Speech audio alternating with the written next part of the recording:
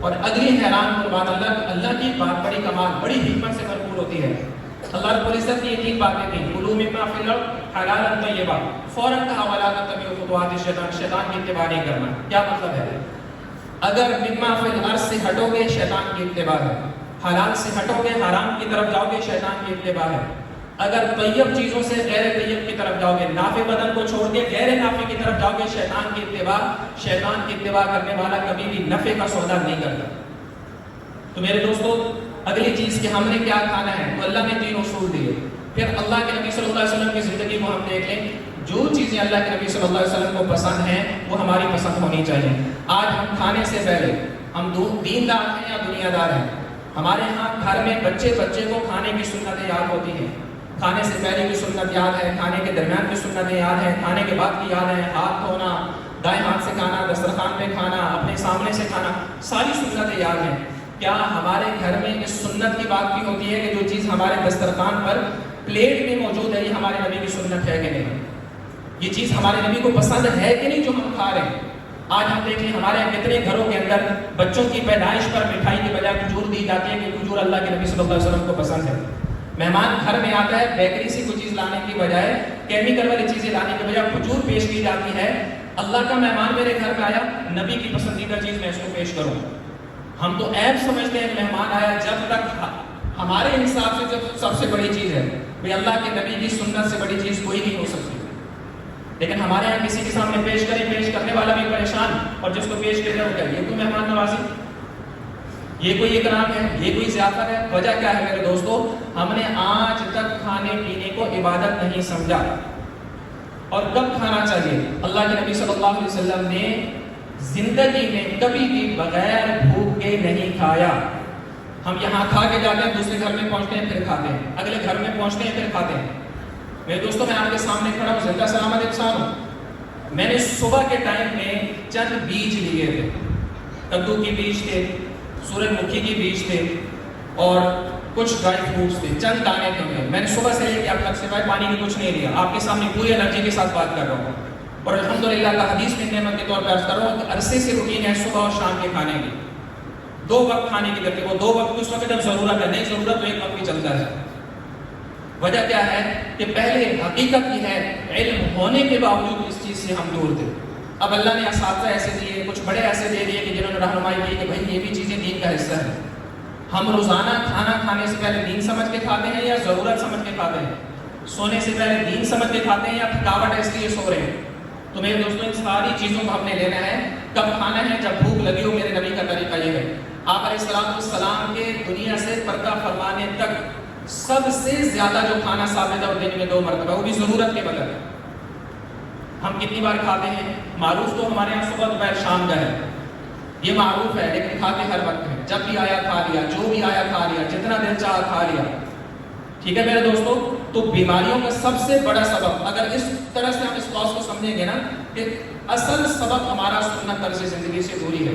آج ہمارے بچے بیمار ہیں، آپ میں سے جن کے بچوں کو یادداشت کا مسئلہ ہے، جن کے بچوں کو سبق یاد نہیں ہوتا، جن کے بچوں کا حافظہ کمزور ہے، جن کے بچوں کا فوکس کمزور ہے، توجہ میں مسئلہ ہے، جن کے بچوں کی قوت فیصلہ میں مسئلہ ہے، آپ چند دن خوراک کو ٹھیک کر کے دیکھیں، آپ کو اندازہ ہو جائے گا کہ اصل مسئلہ یہ سنت طرز زندگی سے دوری ہے۔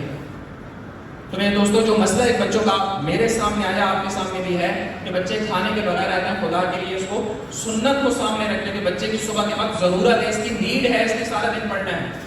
اگر صبح 6:30 بجے بچہ آ رہا ہے، 11:30 تک پڑھنا ہے، 5 گھنٹے تو یہ ہو گیا، 2 سے 3 5 تک پھر پڑھنا ہے، 3 گھنٹے 8 گھنٹے اگر بچے نے پڑھنا ہے، اور سب سے زیادہ بچے کا دماغ استعمال ہوتا ہے، قوت حافظہ استعمال ہوتی ہے، تو سوچے اس قوت حافظہ کے استعمال کے لیے ہم بچے کی فکر کتنی کر رہے ہیں۔ اور صرف بادام سے کام نہیں چلے گا، یہ بات یاد رکھ، صرف بادام نہیں، جو بچے کے ہر بچے کے جسم کی نیڈ مختلف ہوتی ہے، ہر بچے کی ضرورت مختلف۔ کوشش ہی کریں کہ صبح بچے کو کھلا پلا کے، لیکن برگر نہیں۔ ہمارے ایک دوست ہیں، انہوں نے کہا میری بچیاں صبح یونیورسٹی جاتی ہیں، برگر کھا کے جاتی ہیں، واپس آتی ہیں برگر کھاتی ہیں، رات کو برگر کھا کے سو جاتی ہیں، وہ دودھ پیتی ہیں، انہیں الٹی آ جاتی ہے، دیسی گھی کا تو تصور ہی نہیں ہے۔ اللہ کے نبی صلی اللہ علیہ وسلم کی 10 پسندیدہ چیزوں میں سے ایک دودھ ہے، ہمارا بچہ دودھ ہضم ہی نہیں کر سکتا۔ ہاں، اللہ کے نبی صلی اللہ علیہ وسلم کی 10 پسندیدہ چیزوں میں سے زیتون ہے، ہمارے بچے زیتون کو قریب نہیں کرتے، موگے برگر دے دیں کھا لیں گے، زیتون قریب کریں اف تو یہ چل رہا ہوتا ہے. تو پہلی اور بنیادی چیز میرے دوستوں، ہم نے اپنی اور بچوں کی جسمانی صحت کو بہتر کرنے کے لیے نمبر 1 اپنے خوراک کو بہتر کرنا ہے اور اس کو دین سمجھنا ہے، سنت سمجھنا ہے. نمبر 2 ہماری نیند ڈسٹرب ہے. آپ کے بچے رات بھر میں دیر سے سوتے ہیں، ٹائم پہ سوتے ہیں. مجھ تک جو شکایت پہنچی وہ تو یہ ہے، جو شکایت میرے ہیں جو صورتحال پہنچی ہے. اور والدین کی طرف سے ہے، انتظامیہ تو بعد میں ہے، کیونکہ آپ میں سے بہت سارے چہرے ایسے ہیں جو مجھے جانتے ہیں، میں ان کو جانتا ہوں. کچھ کے ساتھ تو کل ملاقات بھی ہوئی ہے، انہوں نے گلہ شکوہ بھی کیا کہ ہمارے بچوں سے کہیں کہ یہ چیزیں ذرا چھوڑ دیں. رات کو بچے ٹائم پہ سوتے ہیں، دیر سے سوتے ہیں. نہیں، دیر سے کیوں سوتے ہیں؟ اس لیے کہ ہم دیر سے سوتے ہیں. اللہ کے نبی صلی اللہ علیہ وسلم کی سنت پر عمل کرتے ہوئے کہ آپ علیہ الصلوۃ والسلام عشاء سے پہلے سونے کو ناپسند فرماتے، عشاء کے بعد جاگنے کو ناپسند فرماتے. جلدی سونے کی عادت سنت کی وجہ سے آپ شروع کر دیں.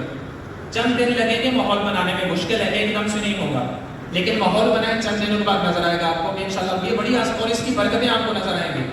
اور اگلی بات عرض کرتا ہوں، کچھ دوست درمیان میں بیٹھے ہیں جو قرآن کہتے ہیں قرآن کے ساتھ ہمیں سائنس بھی بتائیں. کوئی جا کے ریسرچ دیکھیے گا، رات اگر 6 گھنٹوں کی ہو، پہلے 2 گھنٹوں کی نیند اور بعد کے 4 گھنٹوں کی نیند دونوں کا مقابلہ نہیں ہے. اور جو پہلے 2 ڈھائی 3 گھنٹوں کی نیند جو اصل ہے، جس سے پورے دن کی تھکاوٹ بھی دور ہوتی ہے اور اگلے دن کے لیے انسان کو انرجی بھی ملتی ہے، وہ ابتدائی رات کے ابتدائی حصے کی ہے، جس کو ہم گپ شپ میں کھانے پینے میں ہنسی مذاق اڑا دیتے ہیں.